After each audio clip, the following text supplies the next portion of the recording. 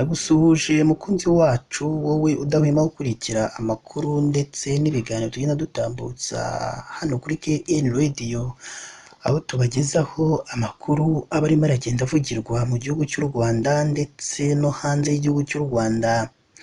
Abanyarwanda bakunze guca umugani ugira uti nyamwanga kumva ntiyanze no kubona.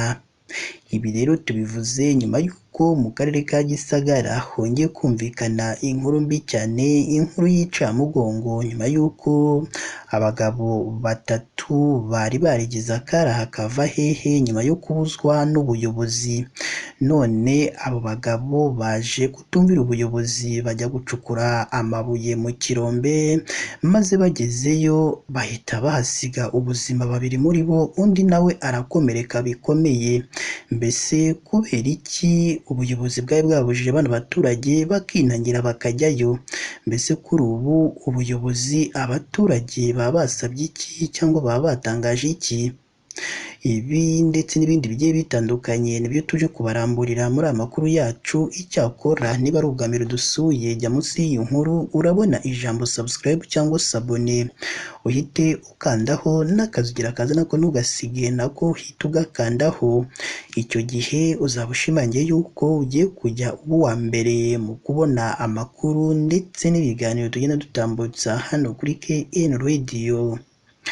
Reka twitse gatonya ubundi tuze tubavira imuzi n'umuzingo iby'aya makuru yongeye kumvikana mu karere ka Gisagara gaherereye mu ntara y'Amajyepfo, nyuma yo kubona abagabo batatu, babiri muri bo bahita bahasiga ubuzima, undi umwe arakomereka cyane bikomeye ubwo bajyaga kwiba amabuye mu kirombe kitemewe n'amategeko.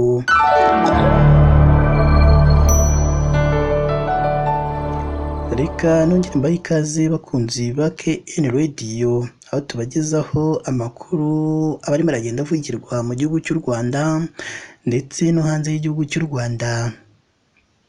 Birababaje kandi biteye n'agahinda kubona abantu b'abagabo babuzwa n'ubuyobozi ariko bakanga kumvira ubuyobozi, ubundi bakishora mu kirombe, maze icyo kirombe nacyo kigahita kibambura ubuzima, none ubu bakaba bateje igihombo mu miryango yabo.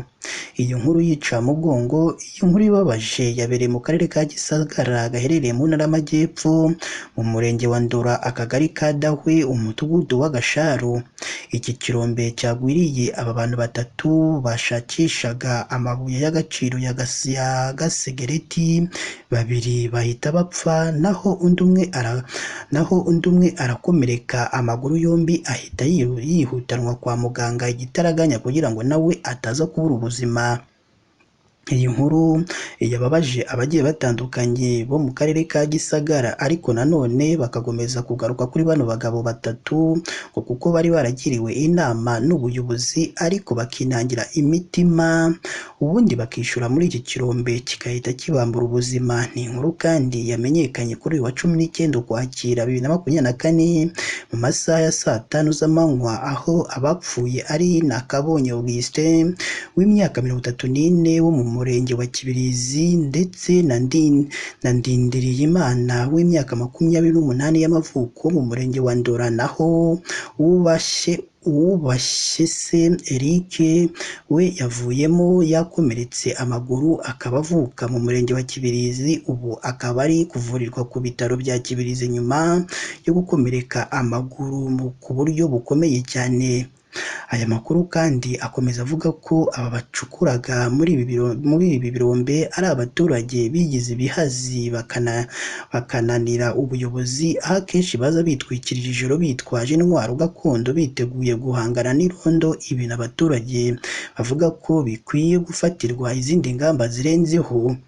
Umuyobozi w'umurenge wa Ndora Sanzimana Theogene yemereye itangazamakuru iby'amakuru, avuga ko aho abo bantu baguye ari mu kirombe kitemewe gicukurwamo, ndetse ko bakomeje kubuzwa kenshi kuhacukura, ndetse n'ahari hacukuwe mbere hagasibwa, ariko hakaba abakomeje kwinangira umutima bakajyayo. Aha uyu muyobozi yagize ati ni ikirombe kitemewe gicukurwamo kuko ababikora bose nta burenganzira babifitiye, ubuyobozi bwakoze byose ngo bubuze abaturage kuhajya, ariko bo baranga bitwikira ijoro, ndetse hari n'abaza bitwaje intwaro ngo bahangane n'irondo kuko bakekwamo amabuye ya gasegereti. Gitifu Sanzimana w'umurenge wa Ndora yakomeje avuga ko ubuyobozi bwasabye abaturiye iki kirombe kureka ubu bucukuzi butemewe, cyane cyane ko amabuye bakekwamo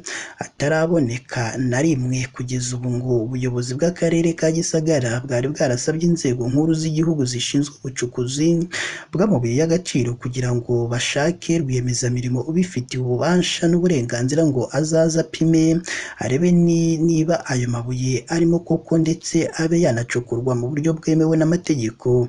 Yanasabye kandi abaturage kumvira impanuro z'ubuyobozi kugira ngo birinde kugwa mu byabagiraho ingaruka kubera ko no kubura ubuzima nk'uko byagendekeye abangaba banze kumvira ubuyobozi, ubundi bakishora muri icyo kirombe bakahita babura ubuzima.